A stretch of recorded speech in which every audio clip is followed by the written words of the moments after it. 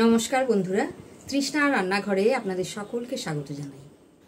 টক ঝাল মিষ্টি সজনে ডাঁটার আচার, যা গরম পড়েছে, ভাতের পাতে যদি এরকম জিভে জল আনা খানিকটা সজনে ডাঁটার আচার থাকে তাহলে দেখবেন খাওয়ার মজাটাই বেড়ে যাবে।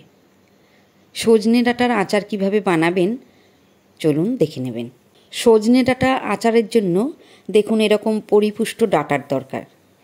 আমি 700 গ্রাম ডাঁটা নিয়েছি।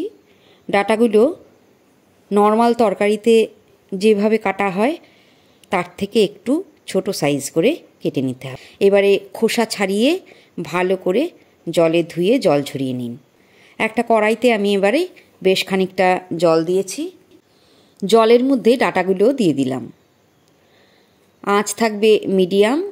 পরিমাণ মতো লবণ দিয়ে দিলাম যাতে সেদ্ধ করার সময় ডাঁটার ভেতরে লবণটা ঢুকতে পারে। এবারে ডাঁটাগুলো সেদ্ধ করতে হবে। ডাঁটা সেদ্ধ করে নেবেন 80 থেকে বড় জোর 90%। একদম গলিয়ে ফেললে হবে না। দেখুন আমার সেদ্ধ করা হয়ে গেছে। ঝাঁঝরি থালায় আমি ঢেলে দিয়েছি, সমস্ত জল ঝরিয়ে নিয়েছি। আঙুলের চাপ দিয়ে আমি ভেঙে দেখাচ্ছি। দেখুন ডাঁটাগুলো টুকরো হয়ে গেল, কিন্তু গোটা গোটাই আছে। তো এই রকমই সেদ্ধ করা প্রয়োজন। 700 গ্রাম ডাঁটার জন্য নিয়েছি 300 গ্রাম পাকা তেঁতুল। তেঁতুলের প্রতিটা বীজ কেটে ফেলে দিতে হবে। এবারে একটা কড়াইতে বেশ কিছুটা সর্ষের তেল দিয়েছি। তেলটা গরম হলে দিয়ে দিলাম 8-10টা গোটা শুকনো লঙ্কা। এবারে 1 টেবিল চামচ মতো 5 ফোড়ন দিলাম। ফোড়ন ফুটলে জল ঝরানো ডাঁটাগুলো আমি দিয়ে দিলাম। ডাঁটাগুলো শুধু জল ঝরিয়ে নিলে হবে না, পাখার তলায় রেখে অথবা কিছুক্ষণ রোদে দিয়ে জলটা একদম শুকিয়ে নিতে হবে। এক ফোঁটাও যেন জল ডাঁটার গায়ে না লাগে। জল থাকলে কিন্তু আচার নষ্ট হয়ে যাওয়ার চান্স থাকে, তো এই ব্যাপারে খেয়াল রাখবেন। দিয়ে দিলাম 2 চামচ হলুদ গুঁড়ো। এখন ডাঁটাগুলো আমি 2 মিনিট মতো একটু ভেজে নেব। 2 মিনিট ডাঁটাগুলো আমার ভাজা হয়ে গেছে। এখন 250 গ্রাম মতো চিনি আমি দিয়ে দিলাম। আঁচ এই সময় মাঝারি করে দেবেন। চিনিটা ডাঁটাগুলোর সঙ্গে ভালো করে মিশিয়ে দিচ্ছি। এবারে বীজ ছাড়িয়ে রাখা তেঁতুলগুলোও আমি দিয়ে দিলাম। সামান্য পরিমাণ লবণ দিচ্ছি।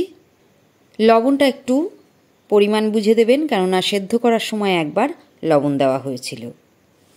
তো এবারে নাড়তে থাকুন, চিনিটা গলতে থাকবে আর হালকা হাতে নাড়বেন যাতে ছিবড়েগুলো আলাদা না হয়ে যায়।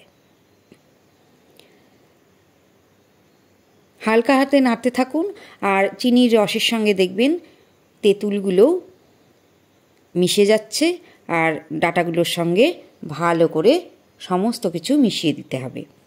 দেখুন সমস্ত চিনি গলে গেছে। এই সময় একটু টেস্ট করে দেখুন। তা আমার তেঁতুলগুলো ভীষণ টক হওয়ায় আরও প্রায় 150 গ্রাম মতো চিনি আমি দিয়ে দিলাম। আবারও একবার নাড়তে থাকুন চিনিটা গলে যাওয়া পর্যন্ত। লবণটাও আরও একবার চেক করে নিতে পারেন, লাগলে আরও একটু দেবেন। আমার আর লবণ দেওয়ার প্রয়োজন হয়নি। তো এবারে একটু নাড়তে নাড়তে যখন একটু আঠালো ভাব আসবে তখন নামিয়ে একটু ঠান্ডা করে নিন। এরপর আমি ভাজা গুঁড়ো মশলা এর সঙ্গে অ্যাড করব। ভাজা মশলা তৈরি করার জন্য নিয়েছি 2 চামচ গোটা ধনে, 1.5 চামচ কালো সর্ষে, 1.5 চামচ গোটা জিরে, 1 চামচ গোটা মেথি, 2 চামচ মৌরি। এই সমস্ত মশলা শুকনো কড়াইতে আমি কিছুক্ষণ ভেজে নিয়েছি। দেখুন মিক্সি জারে ঠান্ডা হলে আমি গুঁড়ো করে নিয়েছি। তো একটু মোটা মোটা করে এরকম গুঁড়ো করতে হবে, একদম মিহি করে গুঁড়ো করবেন না। আচারে এরকমই একটু মোটা মোটা দানার গুঁড়ো করে দিতে হয়।